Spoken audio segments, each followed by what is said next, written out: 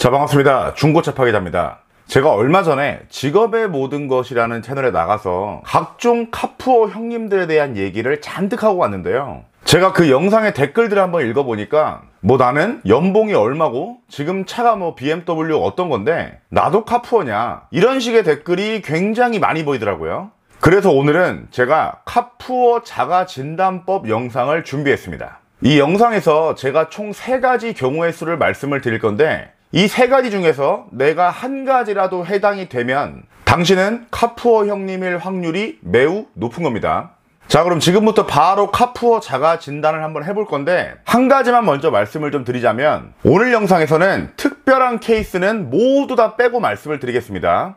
예를 들어서 나는 편의점 알바인데 아빠가 강남의 건물주다, 아니면 나는 20대지만 서울에 아파트를 한 채 갖고 있다, 이런 굉장히 특별한 케이스는 모두 다 제외하고 말씀을 드리겠습니다.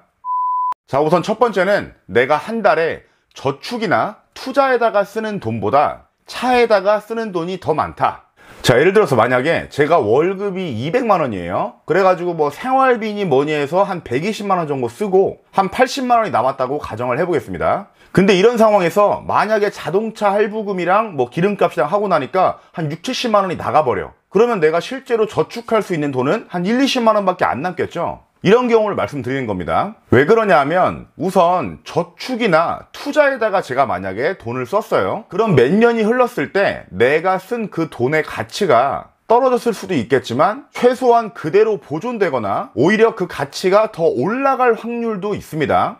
근데 자동차 같은 경우에는 100% 확률로 무조건적으로 몇 년이 지났을 때 그 가치가 하락해요. 여러분들이 어떤 차를 어떤 조건에 샀든 간에 2년 뒤, 3년 뒤에 그 차를 되팔면 100% 확률로 무조건 손해를 보고 팔아야 됩니다. 차는 비트코인이 아니기 때문에 여러분들이 아무리 존버를 해도 그 가치가 오를 확률은 거의 없다는 말이죠. 아니, 근데 내가 한 3년, 4년 살고 죽을 것도 아닌데 내 돈을 썼을 때 그 가치가 최소한 보존되거나 시간이 흘러서 그 가치가 오히려 더 커질 수 있는 곳을 냅두고 100% 확률로 그 가치가 떨어지는 곳에다가 돈을 쓰는 거는 확실히 잘못된 거죠. 어떤 분들은 이런 말씀을 하세요. 나는 그냥 저축한다는 생각으로 매달 100만 원씩 차에다가 할부금을 낸다. 그러면은 3년이 흐르고 4년이 흘렀을 때 이 차 가격을 다 갚으면은 이 차가 내 거가 아니냐, 이런 식으로도 말씀하시는데, 아니, 세상에 어떤 정신 나간 사람이 100% 확률로 가치가 떨어지는 데다가 저축을 합니까? 이건 그냥 자기 합리화밖에 안 되는 겁니다. 자, 중파의 카푸어 자가진단법 그 두 번째는, 나는 어느 날 갑자기 자동차 수리비로 300만 원이 나오면 내 생활에 큰 지장이 생긴다. 자, 지금 카푸어 형님들이 타고 다니시는 그 차, BMW나 벤츠 같은 차들은 엔진이나 미션 쪽에 좀 고장이 나면 수리비가 한 번에 300, 400도 충분히 나올 수가 있습니다. 사실 3, 400이면 다행이지 500에서 1000만 원까지도 충분히 나올 수가 있는 차들이에요. 지금 형님들이 그 차를 중고로 2천만 원에 샀다고 해서 그 차가 2천만 원짜리 차가 아니야. 수리비는 신차가에 비례해서 나오는 겁니다. 근데 카푸어 형님들, 만약에 내일 당장 내 차가 미션이 고장나서 차가 출발을 안 해. 그러면 그 차 안 고치실 거예요? 아니, 그렇게 차가 좋아가지고 빚내면서까지 산 차인데 고장난 채로 그냥 어디다 짱박아 둘 겁니까? 아니면 무슨 그냥 고장난 채로 팔아가지고 폐차값만 받으실 거예요? 아니잖아요. 결국은 무조건 고쳐야 되는데, 평소에 어느 정도 여유가 있으신 분들은 상관이 없어요. 그냥 똥발부생 치고 300이든 400이든 내고 고치면 그만인데, 형님들처럼 매달 월세, 핸드폰비에 차 할부금, 유지금 내느라 모아놓은 돈 한 푼도 없는 상태에서 이런 일이 닥치면 진짜 막말 겁니다. 물론 어디서 대출을 받아오든 다음 달 월급을 미리 땡겨 받든 해서 당장 고칠 수야 있겠지만, 아니, 그럼 다음 달엔 어떡할 거예요? 진짜 오늘만 삽니까? 다음 달에도 어떻게든 살긴 살겠지. 근데 그게 사는 거예요? 형님들, 사람이 차를 타는 거지 차가 사람을 타고 다니는 게 아닙니다. 자, 중파의 카푸어 자가진단법 마지막 3번째는, 나는 차를 살 때 캐피탈 금리 10% 이상으로 샀다. 자, 우선 여러분들, 차를 할부로 사는 행위는 절대 나쁜 게 아닙니다. 돈이 없어가지고 할부를 하시는 분도 있지만 현금이 충분히 있음에도 불구하고 그 차에다가 한 방에 나가는 목돈을 이용해서 다른 데서 더 많은 가치를 창출할 수 있으신 분들은 목돈을 충분히 가지고 있음에도 불구하고 할부로 사시는 분들도 실제로 굉장히 많아요.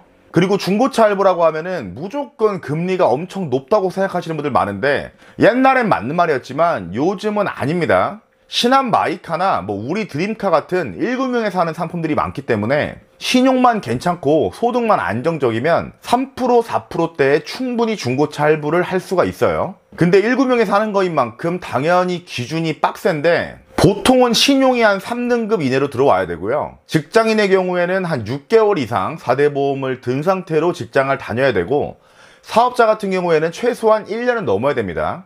그리고 당연히 연체가 있거나 기대출이 너무 많은 분들도 안 되겠죠.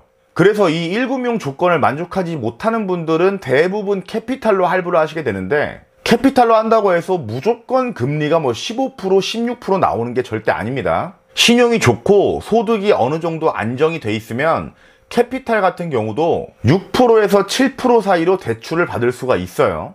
근데 이 영상을 보시는 카푸어 형님들은 왜 할부 금리가 10%가 넘냐? 형님이 신용이 안 좋으니까. 캐피탈도 바보가 아니기 때문에 형님들처럼 과거 이력도 안 좋고 소득도 불안정하고 신용 등급도 안 좋은 사람들은 돈을 안 갚을 확률이 높기 때문에 높은 금리로 돈을 빌려주는 거예요. 근데 본인이 뻔히 본인 소득 수준을 알고 본인이 과거에 연체를 했던 경험이 있다는 것도 뻔히 알 텐데도 불구하고 그 높은 금리를 감당해 가면서 또 캐피탈로 외래차를 산다는 거는 말 안 해도 알겠죠? 여러분들도 여러분이 카푸어인 거. 자, 오늘은 이렇게 카푸어 자가진단법에 대해서 한번 알아봤고요. 요새 서울 집값이 워낙 올라서 어차피 집도 못 사는 거 젊을 때 놀자 하면서 욜로 거리면서 어린 나이에 무작정 외제차 풀할부로 땡기는 사람들이 정말 많은데, 제가 그런 분들을 정말로 수십 명 만나본 결과 하나같이 그 결말이 안 좋습니다. 자동차는 자산이기도 하지만 결국은 이동수단이에요. 어린 나이에 차에다가 너무 큰 돈을 써버리면 여러분들한테 정말 좋은 기회가 왔을 때 돈이 없어서 그 기회를 못 잡을 수도 있어요. 단돈 1,000만 원, 2,000만 원이 없어서. 그러니까 여러분들 너무 어릴 때부터 차에다가 목매지 마시고 어느 정도 사회에서 자리도 잡고 소득도 안정적일 때, 그때 가서 현찰 일시불로 멋지게 벤츠를 구입할 수 있기를 바라겠습니다. 자, 그럼 오늘 영상은 여기까지 하고요. 저는 다음 영상에서 더욱 재밌고 유익한 정보로 돌아오겠습니다. 감사합니다. 중고차 파괴자였습니다.